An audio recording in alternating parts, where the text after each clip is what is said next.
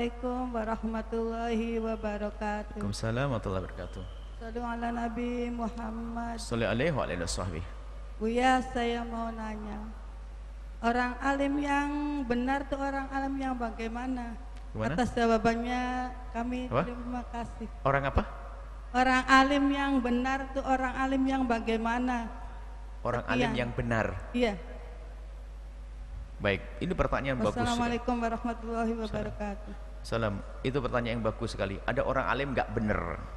Wah, ada. Nabi menyebutkan neraka itu pertama kali dinyalakan untuk orang alim yang nggak benar. Dan Nabi pernah cerita, aku lebih takut ada orang yang sangat aku takuti melebihi daripada Dajjal yang menyeramkan. Siapa itu? Ulama su. Ulama tapi nggak benar. Nah, kami sampaikan kepada semuanya, kalau sudah bicara ulama su, hei para ustadz, bukan untuk nilai orang lain, tapi untuk nilai diri kita sendiri. Sebab permasalahan kita kalau sudah bicara begini nilai orang, itu penyakit kita. Wong ini untuk belajar agar kita tidak menjadi ulama jelek gitu loh intinya. Hei para ustadz, dengar suara ini jangan nilai. Betul kata Buya ustadz itu. Ngapain kita nilai orang? Lah kalau dirimu ustadz berarti ini untukmu, kamu. Untuk saya yang ngomong. Kita sering pandai menilai orang. Wah, ini penyakit. Betul. Ulama su, ulama munafik, ulama ahli neraka, ulama sultan, ulama pemerintah. Kayak kita sibuk urusan orang.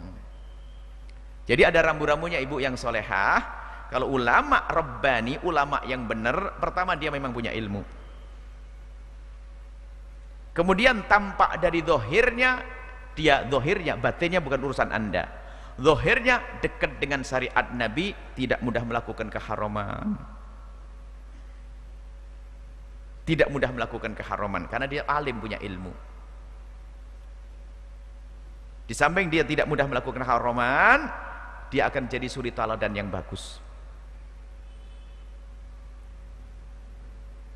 Kemudian lebih dari itu, dia akan lemah lembut karena itu pewarisnya Nabi. Nabi itu lemah lembut, nggak ada. Merendahkan nggak ada. Makanya kalau anda menemukan seorang alim yang dia punya ilmu, secara dohir nggak kelihatan maksiat, kalau dicari kesalahannya pasti ketemu. Bahkan kita sering sampaikan, kalau anda mencari guru yang tidak bersalah sampai mati nggak punya guru. Akan tapi ada salah dia menyesal, tidak bangga dengan kesalahannya. Kemudian dia lemah lembut dengan umat, nggak ada merendahkan. Kiai kok merendahkan orang kiai apa itu? Memang dia sudah jaminan surga? Nggak ada. Akan memandang orang dengan penuh kasih sayang seperti pandangan Nabi SAW. Nggak ada merendahkan, nggak ada mencaci, nggak ada menghinakan. Justru kalau ada orang bermaksiat, dia rindu bagaimana akan saya tolong dia. Nah itulah ciri-cirinya secara umum. Punya ilmu, dia mengamalkan ilmunya, menjauhi kemaksiatan, dia jadi suri teladan yang bagus, lemah lembut dengan umat, dan yang terakhir cinta kepada umat. Makanya kalau berdakwah nggak habis-habisnya dia. Kalau ngajar orang nggak akan bosan-bosannya dia. Sampai cita-cita pengen mati di atas mimbar dia untuk nolong umat. Ini ciri-cirinya. Tapi kalau ada ulama-ulama su, jual agama. Jual agama. Dan masuk diantaranya adalah itu adalah untuk pribadi juga. Para ustadz. Jika engkau ustadz benar, ustadz hebat, ustadz baik, ustadz yang tulus, tidak akan terpesona dengan pejabat dan tidak akan terpesona kagum dengan orang kaya. Karena Nabi sudah mengatakan, "Man tawadhu'a li ghaniyyin diginahu dzaba'an thulutsa dinihi." Kalau ada orang tawadhu kepada orang kaya karena kekayaannya, maka akan hilang 2/3 imannya. Datang kepada kami suatu ketika seorang bupati atau wakil bupati, yang kebetulan dia adalah seorang ustadz. Karena di tempat kami itu aman dari pejabat. Tiba-tiba datang kepada saya dikenakan, "Buya, ini adalah seorang ustadz punya pesantren."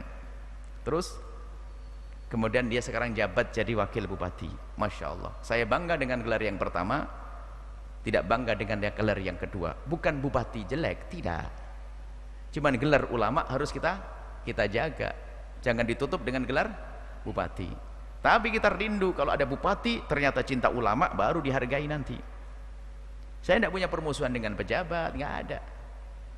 Hanya jangan sampai, hei para ustadz, hatimu itu terbeli. Tawadhu dengan orang kaya karena kekayaannya. Wah, ini penyakit. Ustadz murah, ustadz receh, nanti dibeli ban. Nanti ribut masa pemilihan apa disumbang berapa sudah goyah.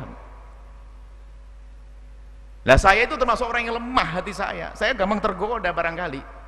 Makanya Al-Bahjah nggak terima bantuan dari pemerintah biar hati saya aman, kan begitu. Ya karena hati saya lemah, saya manusia kok.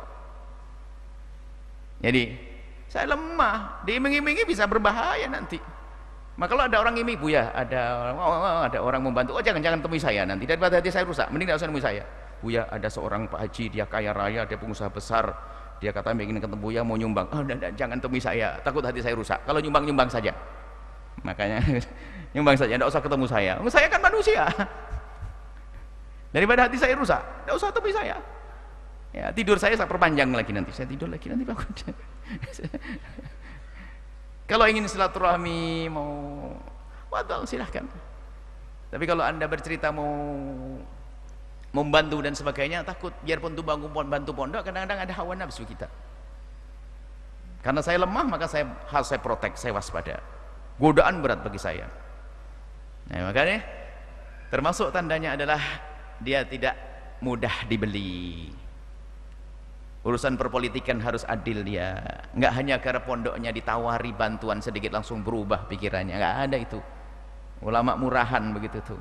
Sudah begitu dibohongi lagi, nggak dibuatin pondok. Nasib buruk dia. Semoga Allah menjaga. Jadi insya Allah Anda akan ketemu guru yang baik. Dimanapun ada, dimana-mana ada Bu, guru yang baik ada, ikhlas, tulus ya, mendekatkan kita kepada Allah ada. Dan semoga ustadz-ustadz kita, ulama yang ada di Cirebon dan semuanya di Indonesia dijaga oleh Allah, yang mulai hatinya miring-miring dikembalikan, dan minta ya Allah kirimkan kepada kami guru-guru yang tulus dan ikhlas, ahli surgamu yang bisa membimbing aku. Sungguh kami lemah untuk memilihnya, bingung sekarang milih ustadz, bingung sekarang. Ustadz kan macam-macam, ustadz viral di media, biarpun dia tidak punya ilmu, akhlaknya juga tidak tahu. Makanya ada orang datang dari Sumatera, datang Masya Allah ke pondok, Buya gini-gini. Ibu kenal saya dari mana? Dari televisi Buya. Bagaimana Anda dari televisi percaya begini? Berarti belum benar. Tanya dulu, jangan-jangan Buya Yahya itu punya apa? Grup perampok apalagi gini kan. Jadi harus kenal dulu, bergaul dulu, lihat dulu, karena begitu. Jadi jangan hanya, sekarang media ini luar biasa, bisa mengemas orang. Yang nggak benar bisa jadi benar. Anda duduk dengan dia, bergaul dengan dia, jalan sama dia misalnya. Zaman rusak. Tapi di sisi itu ibu yang solehah, selagi Anda bukan ulama, satu kunci yang paling istimewa, husnudzon. Biarpun Anda husnudzon ternyata dia iblis, Anda selamat. Ya kan? Anda husnudzon sama seorang guru, husnudzon, tahu-tahu gurunya pembohong. Bukan urusanmu. Urusanmu adalah urusan husnudzon dengan Allah dan hamba Allah, Anda selamat. Yang rugi ustadznya, ustadz penipu. Tapi saya bicara tadi kepada semua para asatid, jaga hati. Ayo kita semuanya saling tolong menolong, saling menjaga. Jangan sampai kita kebawa kepada hubbud dunia, cinta menjual agama hanya karena kepentingan sesaat, lalu kita menjadi terhinakan. Harus ada kekuatan. Kemudian kalau kita sebagai orang awam, husnudzon kepada ulama Rasulullah. Dan jangan masuk wilayah caci maki. Hari ini Habib diadu, Ustadz diadu dengan Habib. Wah, ada yang main. Dari dulu iblis ngadu domba. Sampai kisah anak Adam, Qabil dan Habil berantem. Yang satu masuk surga, yang satu adalah zalim. Sampai hari ini pun diadu. Makanya saya ngelihat sedih. Ustadz ini diadu dengan Ustadz ini. Kadang-kadang saya itu di luar pagar, nggak pernah saya ikut-ikutan, itu dijajar Buya Yahya vs Ustadz ini. Wah, serem banget. Ajib nih. Dari mana itu? Buya Yahya vs. Kalimat saya dipotong, diadu sama Ustadz ini. Muridnya bisa marah dengan saya tidak tahu apa-apa. Mana ada.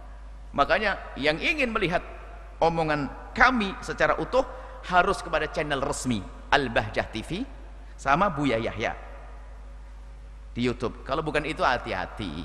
Bisa saja dia orang yang mengambil tujuan baik, ada yang memang untuk mengadu domba. Wallahu a'lam bishawab.